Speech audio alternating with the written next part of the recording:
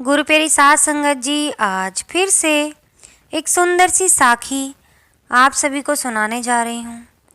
गुरु प्यारी साध संगत जी, इस दुनिया में अगर हमारा कोई सच्चा मीत है, हमारी कोई सच्ची प्रीत है, वो सिर्फ और सिर्फ परमपिता परमात्मा है। इस दुनिया में जितने भी रिश्ते नाते हैं, सब झूठे, सब व्यर्थ, सब बिना किसी काम के हैं। सिर्फ और सिर्फ ये रिश्ते हमारे कर्मों के रूप में हमारे सामने आए हैं। इनसे अगर दिल लगा लिया तो परमात्मा से बिछड़ के रह जाओगे।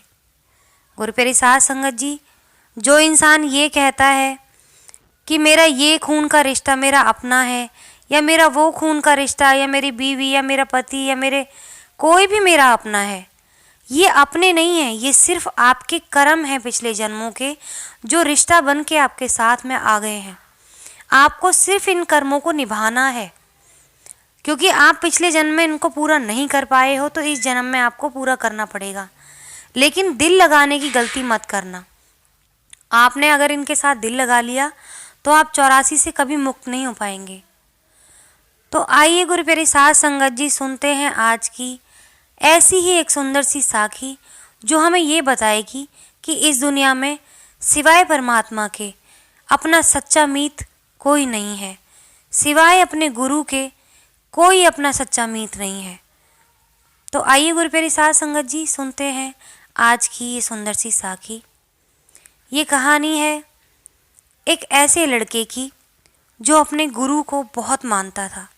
हमेशा सत्संग सुनने जाया करता था और हमेशा अपने गुरु से ये कहा करता था कि मेरे घर वाले मुझे बहुत प्यार करते हैं।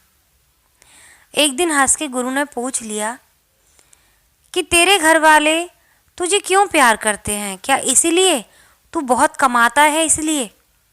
उसने कहा नहीं नहीं महाराज, मैं कमाऊं भी ना तो भी वो मुझे बहुत प्यार करते हैं। सिर्फ मेरी कमाई के लिए ही वो मुझे प्यार नहीं करते। मेरे माँ बाप, मेरी पत्नी और मेरे बच्चे मुझे बहुत प्यार करते हैं। गुरु ने कहा कि ठीक है, अगर वो सच्चा प्यार करते हैं, क्यों ना उनकी परीक्षा ले ली जाए। तेरे विश्वास की भी परीक्षा हो जाएगी और उनके प्यार की भी परीक्षा हो जाएगी। तो धड़ल्ले से अपने गुरु से कह देता है बेबाक होके, क्यों नहीं गुरुजी, बेशक से ले सकते हैं। आप देखिएगा, मेरा परिवार ज़रूर इस परीक्षा में पास हो जाएगा।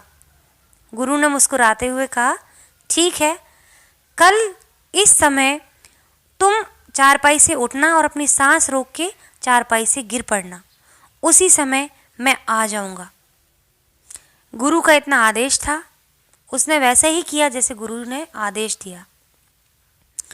घर जाके शाम का समय था, 4 बजे चारपाई पर लेटा हुआ था। अचानक से उठा, सांस रोक के गिर पड़ा। घर वाले इकट्ठे हो गए, उनको एकदम चिंता हो गई कि इसको क्या हुआ। सांस ना चलती देख के वो लोग घबरा गए।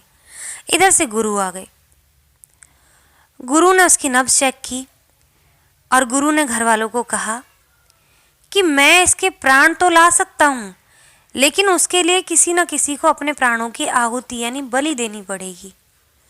ऐसा कौन है जो इससे सबसे ज़्यादा प्यार करता है? लड़के की माँ को बुलाया गया। गुरु ने कहा कि आप तो अपने बेटे से बहुत प्यार करती होंगी, आपने ज़्यादा दुनिया देख भी ली है अपने बेटे से, और अपनी सारी उम्र आपने बहुत जितना तजुर्बा करना था ज़िंदगी का वो कर चुकी हो, तो कम से कम आप तो अपनी जान अपने बच्चे के लिए कुर्बान कर सकती हो। तो इस पर उस लड़के की माँ कहती है कि अरे नहीं नहीं, मुझे तो अभी अपने पोते पोतियों की शादी देखनी है। मैंने देखा ही क्या है दुनिया में, मैं नहीं दे सकती अपनी जान। ऐसे करके अपना पल्ला माँ छुड़ा लेती है। जिसको कहते हैं माँ की अपने शरीर से काट के और हमें जन्म देती है। तो गुरु प्यारी साध संगत जी, इस कहानी में उस माँ ने उस बच्चे का साथ छोड़ दिया, सिर्फ अपनी ज़िंदगी के लालच के लिए। उसको ये ना दिखाई दिया कि तेरा वही बच्चा है जिसको तूने अपने शरीर से निकाला है। गुरु प्यारी साध संगत जी, माँ के रिश्ते के नाम को भी उस माँ ने कलंकित कर दिया। आगे फिर उस परिवार में उसकी पत्नी थी, पिता नहीं थे उसके। पत्नी से पूछा कि तुम तो इसकी अर्धांगिनी हो, तुम तो इसके बिना रह ही नहीं सकती, तुम कम से कम इतना तो त्याग कर सकती हो अपने पति के लिए, तुम तो इससे इतना प्यार करती होगी, क्योंकि ये बहुत कहता है मुझसे कि मेरा परिवार मुझसे बहुत प्यार करता है। पत्नी कहती है कि मैं इनसे प्यार तो करती हूँ, इसका मतलब ये थोड़ी ना कि मैं अपनी जान दे दूँगी, अभी मैं जवान हूँ, मेरे बच्चे हैं, अगर इसके प्राण वापस नहीं आए तो मेरे बच्चों को कौन देखेगा। गुरुप्यारी साध संगत जी, ये कहानी लेटे लेटे सब कुछ तमाशा सुन रहा होता है वो लड़का चारपाई पे, और गुरु मुस्कुरा रहे होते हैं बैठ के। फिर आगे गुरु बच्चों से पूछते हैं कि तुम तो अपने बाप के लिए जान दे सकते हो, इसने तुम्हें सींचा है अपने खून पसीने की कमाई से, तुम तो इसके लिए अपनी जान न्यौछावर कर सकते हो ना। बच्चे कहते हैं अभी हमारी उम्र ही क्या है, हम तो नहीं जान देंगे किसी के लिए भी, ये कोई तरीका थोड़ी ना है, वो तो अपनी ज़िंदगी जी चुके हैं, हमसे तो उम्र में काफ़ी बड़े ही हैं, हम क्यों अपनी जान गंवाएं। गुरुप्यारी साध संगत जी, इसके बाद गुरु मुस्कुरा के कहते हैं कि चलो, तुम में से कोई इसके लिए कुर्बानी नहीं दे सकता, मुझे लगा था तुम सब लोग इससे बहुत प्यार करते होगे, पर मैं इसके लिए अपने प्राणों की आहुति ज़रूर दे सकता हूँ, अगर तुम लोग कहो तो, क्योंकि मैं इसको बहुत प्यार करता हूँ। इस बच्चे ने मेरी बहुत सेवा की है, तो मैं इसको बहुत प्यार करता हूँ। परमात्मा का सच्चा भक्त रहा है, और जो बच्चा परमात्मा का भक्त रहता है मैं उसे बहुत प्यार करता हूँ, तो इसके लिए मैं ज़रूर अपनी जान दे सकता हूँ। इतना कहते ही पूरा परिवार कहता है महाराज आप बहुत महान हैं, हम तो पहले ही सोचते थे कि आप बहुत पहुँचे हुए सिद्ध पुरुष हैं कोई, आप ऐसा करेंगे तो हम पे बड़ी मेहरबानी होगी, हमारे घर में कोई कमाने वाला भी नहीं है, अगर ये वापस आ गया तो कम से कम हमारे घर का खर्चा तो नहीं रुकेगा।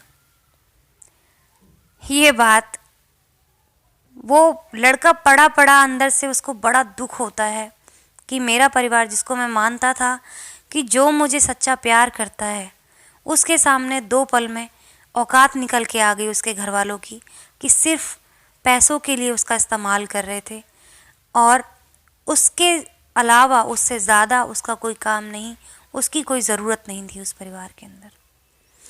गुरु ने अपना मंत्र फूंका और बच्चे को इशारा किया उस लड़के को, वो लड़का उठ के चारपाई से खड़ा हो गया, उसने अपने गुरु के पैर पकड़ लिए और अपने गुरु से कहा मुझसे बहुत बड़ी गलती हुई, जो मैंने सोचा कि ये संसारिक लोग मुझे बहुत प्यार करते हैं,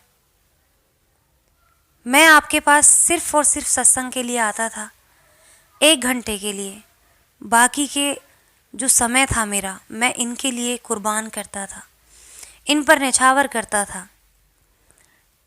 और आपने सिर्फ 1 घंटे का सिला मुझे इतना दिया, इतना प्यार दिया, तो मुझे सच्चा प्यार तो मेरे गुरु और मेरे परमात्मा करते हैं, ये लोग मुझे कभी प्यार नहीं कर सकते। गुरुप्यारी साध संगत जी, ये बात सुन के उसके घर वालों की आंखें शर्म से झुक जाती हैं और सबको अपनी असलियत पता चल जाती है कि अब तो हम इसकी नज़रों से भी गिर गए हैं। गुरुप्यारी साध संगत जी, आज की दुनिया में ज़्यादातर ऐसा ही होता है, जितने भी रिश्ते हैं आज के, वो सिर्फ और सिर्फ मतलब के लिए एक दूसरे से जुड़े हुए हैं। हमारी आंखें तब खुलती हैं जब हमारे हाथ से समय रेत की तरह फिसल जाता है और हम कहते हैं कि हे परमात्मा, काश कि वो समय वापस लौटा सकते और तेरे नाम का गुणगान कर सकते, कम से कम तेरे तो करीब रहते, ना ही हम इनके पास रहे और ना तेरे करीब आए। तो गुरुप्यारी साध संगत जी, ऐसा समय ज़िंदगी में कभी न लाएं, अपने उस रब को पहले ही दिन से, जिस दिन से आप दुनिया में कदम रखते हैं, उस दिन से अपने परमात्मा को रटते रहें, उसी से प्यार करें और उसका नाम लेके अपने कर्मों को निभाएं, ताकि इस 84 के बंधन से छूट सकें। रोज़ उससे प्रार्थना करें कि हे परमात्मा, कोई भी हमारा अधूरा कर्म ना रह जाए, हम यहाँ पे अपने सारे कर्तव्य निभाएं, ताकि हम इस जन्म से, इस 84 से मुक्त होकर वापस तेरे में लीन हो जाएं, बहुत समय से बिछड़ चुके हैं, अब हमें अपने से जुदा न कर। तो गुरु प्यारी साध संगत जी, फिर ये दुख, ये संताप, ये 84, इन सब से मुक्त होके आप अपने परमात्मा में लीन हो जाएंगे। तो गुरु प्यारी साध संगत जी, दुनिया में परमात्मा के सिवा कोई सच्चा मीत नहीं है, यही कड़वा सच है। आप इसको कड़वा भी कह सकते हैं। मेरे हिसाब से इससे सुंदर सच कोई हो ही नहीं सकता कि उस रब ने जिसने हमें बनाया है, उसके अलावा हमारा सच्चा मीत कोई न था, न है, न होगा। तो गुरु प्यारी साध संगत जी, आज इसी के साथ इस सुंदर सी साखी को यहीं समाप्त करना चाहूँगी और मिलती हूँ आपसे अपनी अगली वीडियो में नई साखी के साथ। तब तक के लिए रोज़ नित नेम से अपने परमात्मा को याद करें, सिमरन करें, सच्ची सेवा करें, बुरे कर्म ना करें, परमार्थ करें, लोगों की सेवा करें और अपने कर्मों को निभाते चलें। अपने कर्मों से विमुख हो गए तो भी अपने परमात्मा से आप दूर हो जाएंगे। तो गुरु प्यारी साध संगत जी, आज के लिए आपसे विदा लेना चाहूँगी। मिलती हूँ अपनी अगली वीडियो में नई साखी के साथ।